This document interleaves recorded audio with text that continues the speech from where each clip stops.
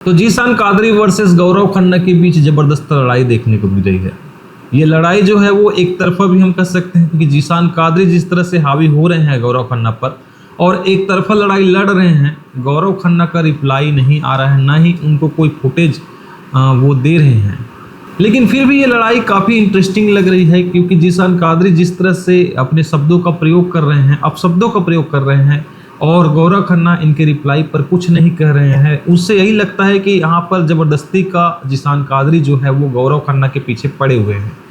देखिए, जीशान कादरी अभी भी वासेपुर से बाहर नहीं आए हैं। हालांकि वो बिग बॉस के गेम में है, लेकिन उनको लग रहा है कि वो अभी भी वासेपुर में है और वासेपुर जैसी हालात वहां पर क्रिएट करने की कोशिश वो कर रहे हैं। वैसे भी गौरव खन्ना के दुश्मन घर पर दिन ब दिन बढ़ते जा रहे हैं और लोग गौरव खन्ना को उतने पसंद नहीं कर रहे हैं। चाहे आप अमल मलिक को ले लो, नेहल को ले लो या बशीर अली को ले लो, साथ में जीशान कादरी तो उनके पीछे पड़े हुए हैं। तो ये चार ऐसे लोग हैं जो गौरव खन्ना के पीछे हाथ धोकर पड़े हुए हैं।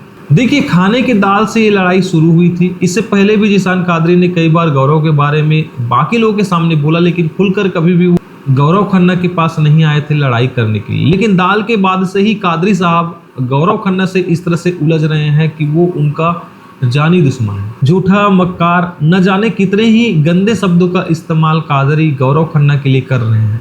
क्या गौरव खन्ना की सच में बहुत बड़ी गलती है? देखिए, जहाँ तक हम लोगों ने वीडियोस को देखा है उसमें गौरव खन्ना को सिर्फ खाते हुए दिखाया जा रहा है और वो कितना दाल लेते हैं यहाँ पे तो दिखा नहीं है साफ साफ।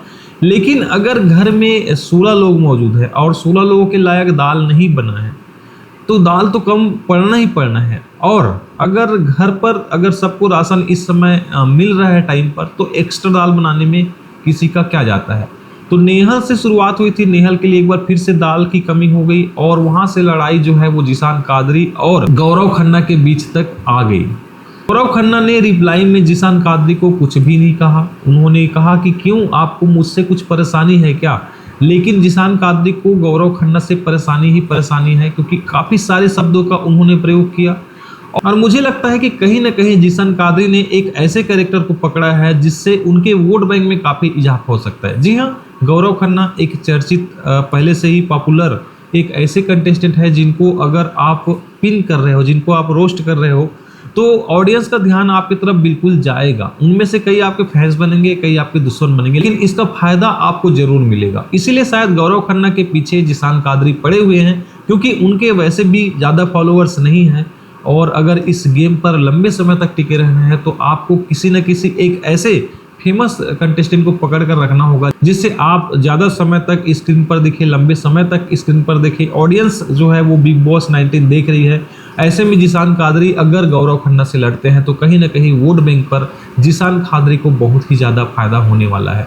तो गलती यहाँ पर मुझे जीशान कादरी की लग रही है क्योंकि जिस तरह का बर्ताव वो गौरव खन्ना के लिए कर रहे हैं वो कहीं ना कहीं काफ़ी ज़्यादा खराब यहाँ पर दिख रहा है।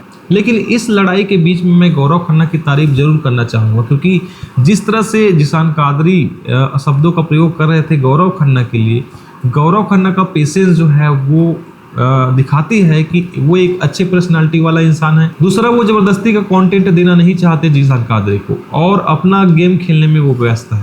जीशान कादरी के अलावा नेहल और बशीर अली ने भी गौरव खन्ना से लड़ाई की।